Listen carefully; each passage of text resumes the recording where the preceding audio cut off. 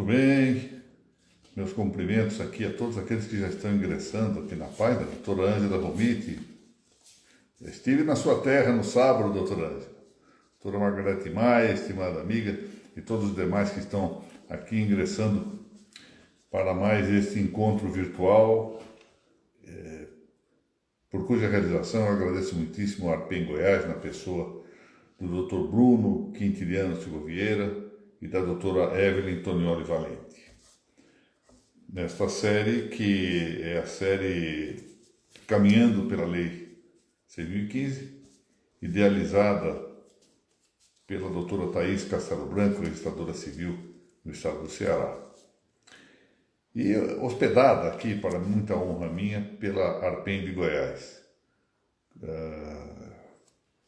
Eu estive hoje pela manhã, já virtualmente recepcionado pelo competente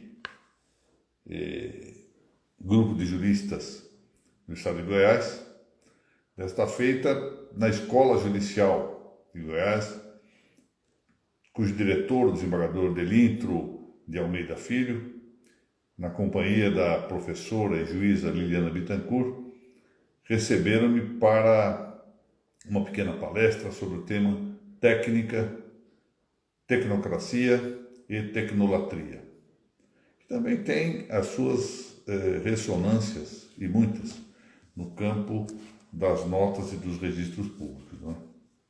Muito bem, nós hoje vamos prestar um tanto de atenção aqui ao tema do artigo 46 da Lei 6.015.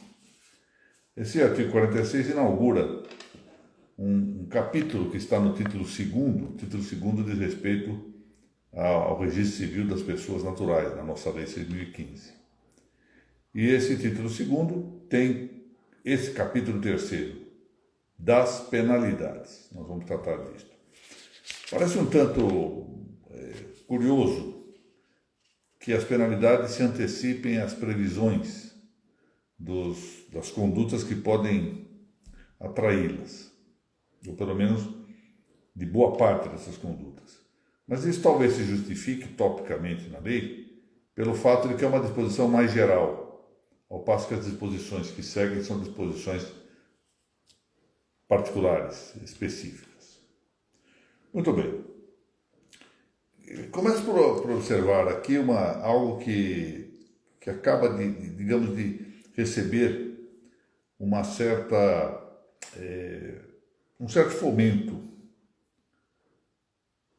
que é a circunstância de a nova lei, a Lei 14.320, que trata de reformar em parte a Lei 8.429, que é a Lei de Improbidade Administrativa, possui um dispositivo expresso correspondente ao seu artigo 17D, de dado, em que, assim, pelo menos isso é o que se extrai da letra dessa lei, em que se tem a ideia de que o legislador acolheu algo que a doutrina nos últimos tempos vem elaborando, que é a ideia de um direito sancionador unitário.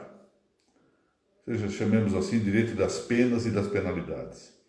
Ou seja, o direito sancionador seria dotado de unidade. Então, todo tipo de pena ou penalidade está sujeito a um só segmento, ou seja, pode ser, melhor dito assim, rearranjado para ficar sob um segmento, com uma regência específica, portanto, de alguns princípios desse segmento. No nosso caso, tratando-se de penalidades, esses princípios são os princípios próprios do direito penal e do processo penal. Então, nós temos aqui um direito sancionador também. Estamos tratando aqui de penalidades. Bom, uma rápida aproximação disso antes de tratar especificamente do artigo 46 da Lei de Registros Públicos. Direito sancionador, como eu disse, é um rearranjo, digamos, doutrinário, e aqui a nossa nova lei de improbidade, ou se quiserem, a lei que dá nova redação à lei de improbidade, parece ter devotado uma particular atenção no seu artigo 17D. Nesse rearranjo, dessa nova disciplina para nós, o direito sancionador, o que nós temos são penas que são propriamente as integradas ao que nós chamamos de direito penal, tanto o constante do Código Penal quanto das leis penais extravagantes, e um conjunto amplo de penalidades, que podem ser de natureza civil ou de natureza administrativa. Algumas vezes há certa dúvida até se essas penalidades são, dependendo da lei que se aplique, se são uma coisa ou outra. E há vários critérios com que nós podemos debater. Aqui não nos interessa muito isso, nós vamos já chegar ao ponto da divisão que aqui parece ter pertinência pedagógica. O que distingue as penas das penalidades é exatamente esse caráter que eu mencionei, qual seja de as penas provirem do direito penal estrito. Antigamente era mais ou menos simples fazer essa distinção, porque se dizia que propriamente pena seria aquela que ou diretamente ou secundariamente redundasse em privação da liberdade. Então, no nosso caso, seriam penas, por esse critério, a reclusão, a detenção, a prisão simples e a multa e as penas restritivas de direito, porque secundariamente poderiam levar à aplicação da pena privativa de liberdade, tanto que não cumpridas, não satisfeitas, etc. Quando as multas passam a não ter essa possibilidade de conversão, o critério, realmente do ponto de vista teórico, fica bastante abalado. É difícil dizer que as multas previstas, por exemplo, no Código Penal, na lei das contravenções penais ou em leis penais extravagantes, sejam penais quando elas não redundam em privação da liberdade. Então aí o critério passa a ser a convivência com um sistema de pena privativa de liberdade, para nós podermos justificar a existência de uma multa penal. Multa penal em sentido estrito. Deixando isso de lado, nós temos então penalidades que estão previstas tanto na legislação civil quanto na legislação administrativa. Então, chamamos às vezes de penas, mas não são propriamente penas se nós adotarmos esse critério, de deixarmos de um lado as penais propriamente ditas e as demais sanções nas esferas próprias das sanções civis e das sanções administrativas. É uma metáfora, se nós quisermos chamá-las de penas. Bom, penalidades civis, por exemplo, a multa civil. E as penalidades administrativas, que é essas que mais nos interessam aqui, são aquelas aplicadas administrativamente. Então aqui nós incluímos algumas penalidades que são aplicadas, por exemplo, no Código Tributário, no Código de Posturas Municipais, na Lei de Registros Públicos. E essas penalidades que estão aqui, até essas mesmo previstas aqui no artigo 46 e seguintes da Lei 6.015, elas possuem ainda uma subdivisão. Umas delas são penalidades administrativo-disciplinares e as outras são penalidades administrativo-comuns. Como nós distinguimos? É que as disciplinares se aplicam àqueles que estão submetidos à disciplina de um determinado poder. Por exemplo, os registradores e notários estão submetidos à fiscalização do Poder Judiciário. E a Lei 8.935 prevê a possibilidade de que nós tenhamos a aplicação pelo Poder Judiciário de penalidades, estão todas elencadas na Lei 8.935, em vista das condutas dos notários e registradores.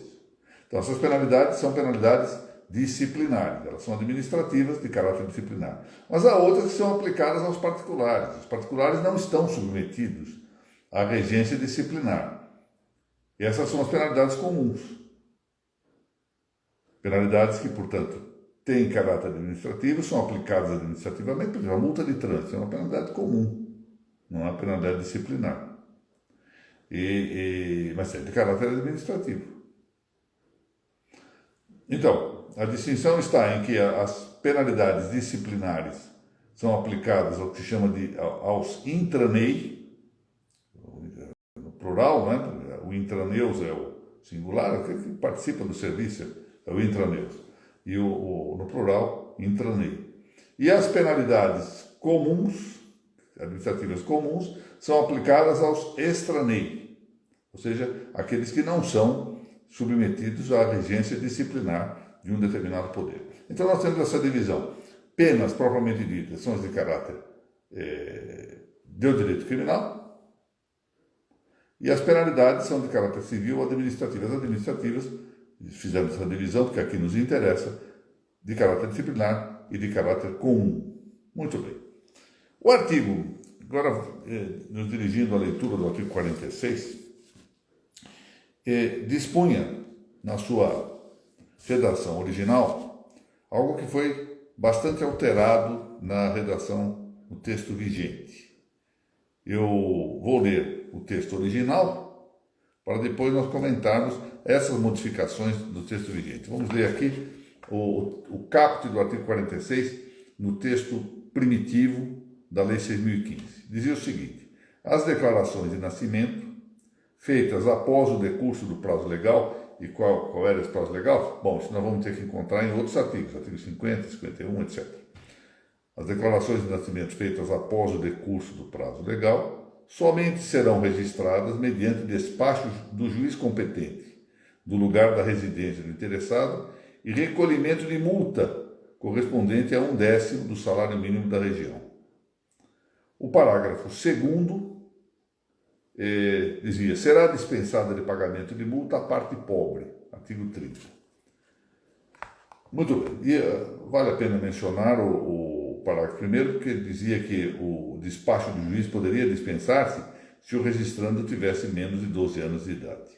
Portanto, o que havia nesse artigo 46 era não só a indicação de uma penalidade, essa multa correspondente a 1/10 do salário mínimo da região, mas também a necessidade de uma intervenção, de uma apreciação e decisão judiciais para tratar do problema.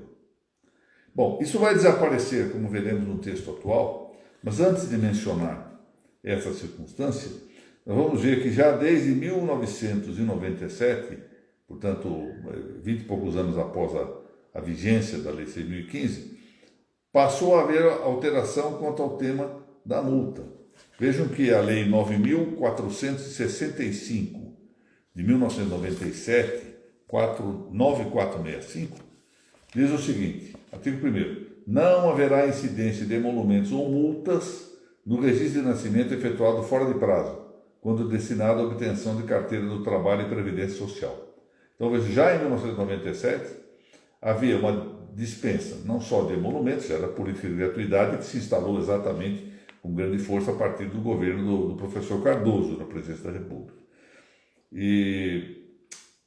Então, dispensava-se a incidência de emolumentos e, ao mesmo tempo, a aplicação de multa, contanto que a finalidade do registro fosse voltada à obtenção da carteira de trabalho e previdência social. Então, isso já havia em 1997. Até que, quando chega em 2001, expede-se a Lei 10.215, que dá uma nova redação ao artigo 46. Essa redação vinha escrita do seguinte modo: as declarações de nascimento feitas após o decurso do prazo legal somente serão registradas mediante despacho do juiz do lugar da residência do interessado. Então, o que fez essa lei de 2001 foi afastar a multa, mas manter a interferência, a decisão, a apreciação e decisão judiciais. É indispensável isso. Claro que se manteve, em todo caso, o disposto no parágrafo 1º do artigo 46, que dispensava essa interferência, essa intervenção judicial, se o registrando tivesse menos de 12 anos de idade. Até que, ao mesmo tempo, se revogou o parágrafo 2º do artigo 46, que realmente era inútil, porque já não havia mais necessidade de dizer que a parte pobre ficava dispensada do pagamento de multa, porque a multa em seu todo havia sido dispensada. E por que ela foi retirada? Era muito simples. Hoje em dia se está falando muito essa usando dessa metáfora de visibilidade, etc. Tudo parece, na verdade, caminhar para que o registro civil receba mais atribuições e mais gratuidades, possivelmente. Fala-se muito nessa visibilidade, no subregistro, etc. Então, e ao mesmo tempo isso dá ensejo a que se produzam novos casos de gratuidade no trabalho do registro civil. Mas, enfim, como quer que seja, o fato é que surge, enfim, a Lei 11.790 de 2008, que vai dar exatamente a redação que se encontra hoje presente no artigo 46 da nossa Lei de Registros Públicos, e que eu vou ler aqui para os senhores. As declarações de nascimento, feitas após o decurso do prazo legal, serão registradas no lugar de residência do interessado. Ponto e basta. Ou seja, desapareceu, pelo menos no CAPT, como veremos a seu tempo, a necessidade da intervenção judicial para decidir esses casos de registro tardio. Então, em todos os casos, portanto, a decisão, inicialmente, é do registrador civil. Ou seja, há um aumento de responsabilidade, efetivamente, mas a decisão se faz por quem tem a atribuição primária desse registro. Cria-se aqui, com essa Lei 11.790, entretanto, um dispositivo, do seu parágrafo primeiro, que é o da presença de duas testemunhas para afirmar, não o assento, atenção, para afirmarem o requerimento. Aqui não se põe em dúvida, portanto, a fé pública do registrador civil. Até porque aqui eu havia acenado essa tese levantada por uma grande estudiosa do registro em geral, aqui no Brasil, que entendia que a exigência de testemunhas, a exigência de assinatura rogo, etc., implicaria uma diminuição da robustez do predicado da fé pública do registrador civil. Aqui não me parece isto. E aqui, com maior razão, não se está a exigir que as testemunhas assinem o assento de nascimento. O que se quer é que elas assinem o requerimento, a rogação. Por quê? Porque isso dará um maior peso confirmatório para o alegado nascimento do registrando. Bom, agora vem esta possibilidade que já, uma vez que está entregue ao registrador, se afasta da competência do juiz, corregedor permanente ou diretor do fórum, conforme as designações dos vários estados.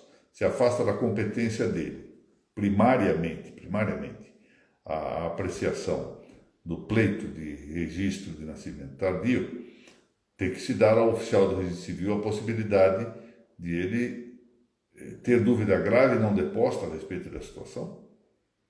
Isto pode ocorrer e nós sabemos como são estes casos da chamada adoção brasileira, etc. E é preciso, portanto, muita cautela nessa matéria. E diz então, parágrafo 3º do artigo 46, o oficial do registro civil, se suspeitar da falsidade da declaração, poderá exigir provas suficientes. Bom, aqui vai uma recomendação para os tempos atuais. As palavras hoje em dia estão provocando verdadeiros tumultos, verdadeiras turbações. E um registrador se escreve suspeito da falsidade da declaração, pode dizer que no dia seguinte tem que responder a um processo administrativo, e não só isso, uma ação de responsabilidade civil por lesões morais. Hoje em dia, qualquer palavra está levando a uma suscetibilidade, e nós sabemos isso, intensíssima. Claro que isso também vem de par com o fato de nós vivemos num mundo hoje em que os pecados da língua são muito comuns, né? As pessoas falam com muita frequência mal de outras, injuriam, caluniam, murmuração, etc. Tudo isso é verdade. Mas é também verdade que há uma sensibilidade apuradíssima. Todo mundo se sente extremamente ofendido com qualquer frasezinha que possa provocar algo passível de uma moléstia moral. há verdadeiramente hoje uma indústria da responsabilidade civil. Bom, e por outro lado, como nós sabemos que a polaridade do Poder Judiciário é muito grande, é uma imensidão de possibilidades, uma certa falta de uniformidade nos critérios, etc., o risco deve ser considerável, o risco de que haja aqui, se alguém afirmar numa exigência que suspeita da falsidade. Então, a minha sugestão é que nesses casos em que haja essa dúvida, se escreva de outro modo, com o melhor jeito, ou seja, como se diz, com melhores modais, para melhor instruir esse pedido, para ter maior segurança para todos os interessados, para atender à necessidade de melhor provimento da pretensão, etc. Aí então eles vão exigir nova prova. A doutrina não se tem debruçado muito sobre essa regra do processo, porque é um processo, não é? Processo não judicial, não é um processo extrajudicial, mas é um processo. Então, o que faz o registrador nesse caso? Bom, o registrador nesse caso, então, ele faz as diligências. Se for possível, quando o caso exigir um documento, exige. Se ele entender que é caso de dar audiência testemunhal, também deve fazer. Aqui se põe exatamente aquele caso que eu tenho algumas vezes referido. Não tomem isso a conta de um incômodo demasiado, de uma obsessão crítica, não, mas apenas para apontar essa circunstância. A tomada de audiência, de audição das partes, especialmente porque aqui deve exigir-se a fé de conhecimento, o Estador Civil vai ter que declarar quem foi a testemunha que ali depois, e deve fazê-lo com fé pública, é tipicamente uma atividade notarial, não registrada. Mas, enfim, está atribuída aqui essa possibilidade ao registrador civil. Bom, ele pode aqui, ao final dessas diligências de variada ordem, qualquer meio lícito de prova, que deverá ser examinado com muito temperamento, com muito cuidado. Aqui caberá uma observação que se deve considerar. Pode o interessado nesse registro, embora seja uma situação que provavelmente não ocorrerá, se é que alguma vez já ocorreu, mas é perfeitamente possível, que o interessado nesse registro não concorde com as diligências indicadas pelo registrador civil. O registrador diz: olha, eu acho que eu tenho que ouvir em audiência fulano de tal, Beltrano, tenho que juntar o documento tal ou qual. E vamos dizer que a doutora Ângela Romiti, que aqui nos dá a honra da presença, advogando em favor do interessado, já não concorda com essa diligência. A diligência é excessiva, ou é inútil, ou é impertinente, coisa assim. E que recurso ela tem para isso? Bom, é simples, está previsto na própria lei de registros públicos, vai lá nos artigos 198 e 296, e aqui é um caso de qualificação negativa. Ainda que dilatória, é negativa, eu exijo novas provas. Esse título não é suficiente. Portanto, eu estou recusando nesse momento o registro e por isso cabe o processo registral de dúvida. Volto a dizer que isso é muito incomum, se é que alguma vez já aconteceu, mas é perfeitamente possível. Bom, na sequência, vamos admitir que ele realize toda a prova e continue entendendo que não é caso de registrar. Ou seja, quer dizer que ele não depôs a dúvida grave. A lei fala em persistindo a suspeita. Persistindo a suspeita. Persistir a suspeita significa ele não depôs a dúvida que tinha e que já impediu o registro no primeiro momento. Nesse caso, a lei mesmo determina que ele encaminhe os autos ao juízo competente. Aqui não é que ele vai negar e aguardar a suscitação do processo de dúvida, não. É um requerimento para suscitar essa dúvida. A dúvida, como sabem, é um processo que exige requerimento do interessado. Ela não é suscetível de apresentar-se ou de desfiar-se ex officio. Ou seja, o registrador não pode, por si próprio, suscitar a dúvida. Não. Mas aqui é essa hipótese em que não é propriamente a dúvida, mas sim uma persistência de suspeita. Ou seja, a dúvida no sentido gnoseológico. Ou seja, o registrador não depôs as dificuldades que tinha para aceitar o registro. E nesse caso, a lei determina que ele encaminhe os autos ao juiz competente. Quem é o juiz competente? Corregedor permanente ou diretor do fórum, conforme as designações dos vários estados da federação. É um processo administrativo, pois, que se inicia perante o registrador, pode concluir-se perante o registrador sem interferência ou sem decisão judicial, mas contempla a possibilidade, ou seja, segundo o evento, de que se remeta ao juiz sempre que o registrador for denegar o registro. E a questão que nós temos que perguntar é por que nesse caso se admite a remessa oficial, quase como se fosse uma dúvida de ofício, uma dúvida oficial. Que no mais dos casos, como eu disse, essa dúvida é negada. Essa é a única hipótese aqui. Discute-se também se a lei 6766 permite ou não essa mesma possibilidade. Mas aqui sim.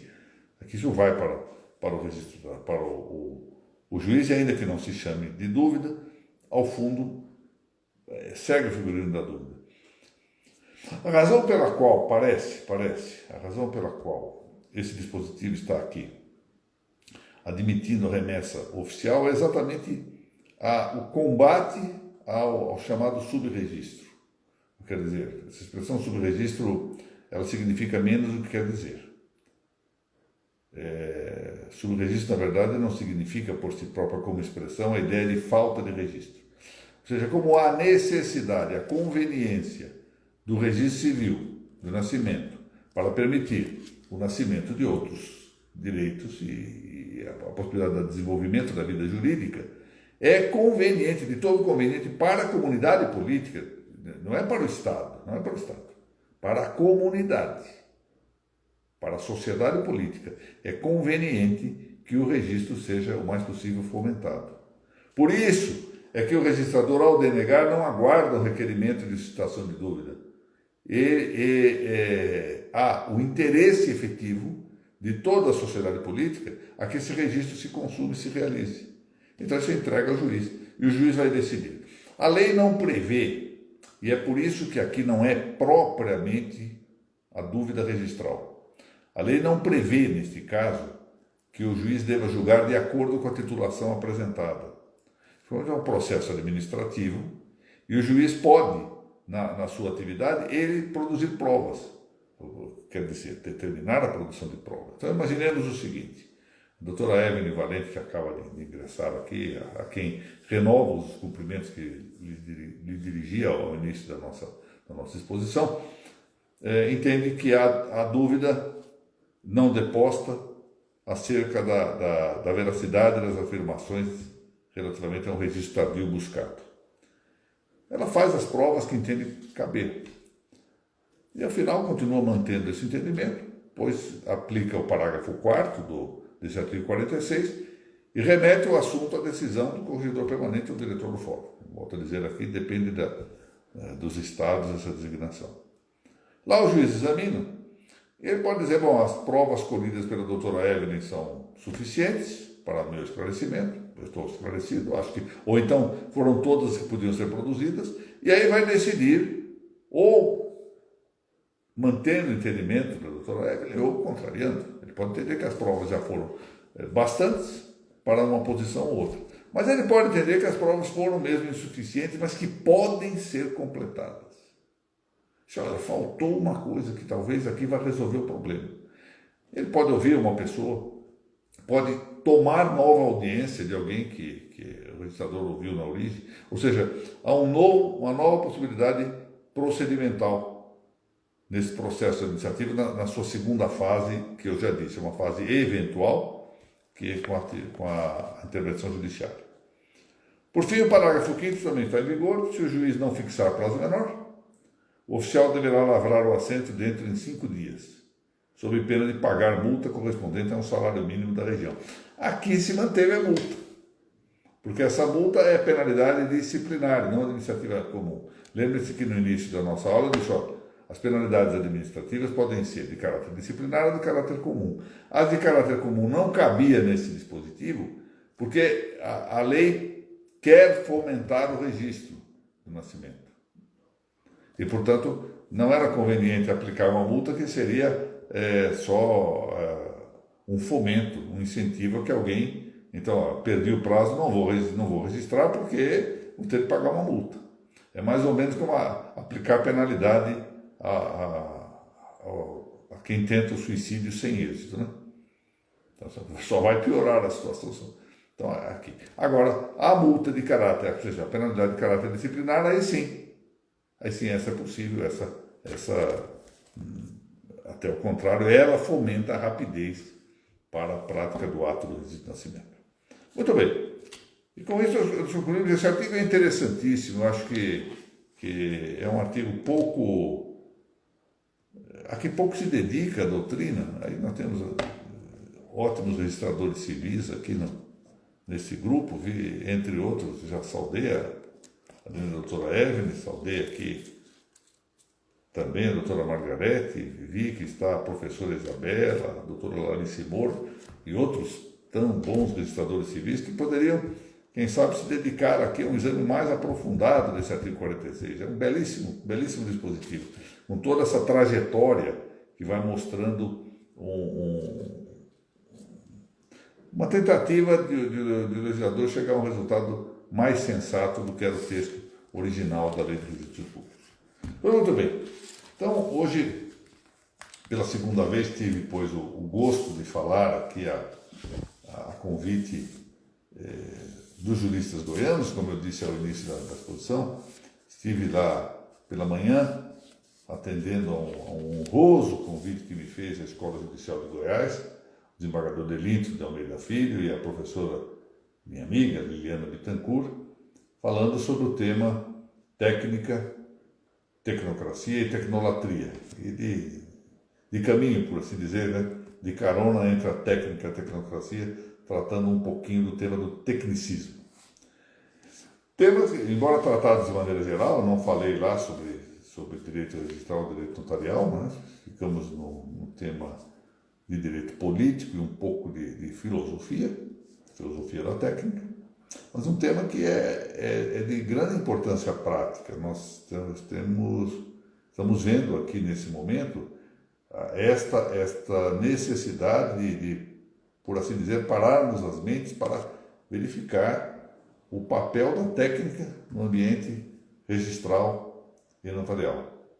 Até que ponto pode adotar-se um dado recurso técnico, até que ponto não convém, como isso atende à segurança jurídica, como isso atende ou desatende às características do notariado latino, etc. Se vamos abandonar a família do notariado latino e ingressarmos num outro tipo de notariado, tudo isso é questão muito interessante e que não é só teórica, não é só acadêmica, é também acadêmica. Eu penso que a academia, ou se nós quisermos um saber de caráter mais aprofundado, mais teórico, podem ajudar muitíssimo a solucionar problemas práticos, mas especialmente são os registradores e os notários que estão na linha de frente e que devem ser os formuladores ou os transmissores dos problemas vividos. São eles que estão vivendo esses problemas e que podem trazer indicações preciosas para que a teoria se desenvolva, que nós possamos preparar melhores normas jurídicas para essas instituições. Muito bem, estou vendo aqui também presente a doutora Amanda Gil, a quem apresento os meus cumprimentos. Quero, ao encerrar esta aula, que é a última preleção aqui nessa nossa série, Caminhando da Lei 6.015, apresentar a todos os meus votos de um Feliz Natal e de um santo ano de 2022. A todos aqueles que me honram tanto com sua presença durante as transmissões ao vivo e ainda depois delas, quando assistem aos vídeos que ficam gravados aqui nesta página da ARPEN Goiás. Quero renovar os meus agradecimentos à ARPEN de Goiás, ao Dr. Bruno e à querida amiga Evelyn, e mais uma vez dizer da minha honra e da minha satisfação de poder ocupar esta página muito valiosa da ARPEM do Estado de Goiás. Muito obrigado a todos e voltamos, se Deus assim o permitir, no próximo ano de 2022. Muito obrigado.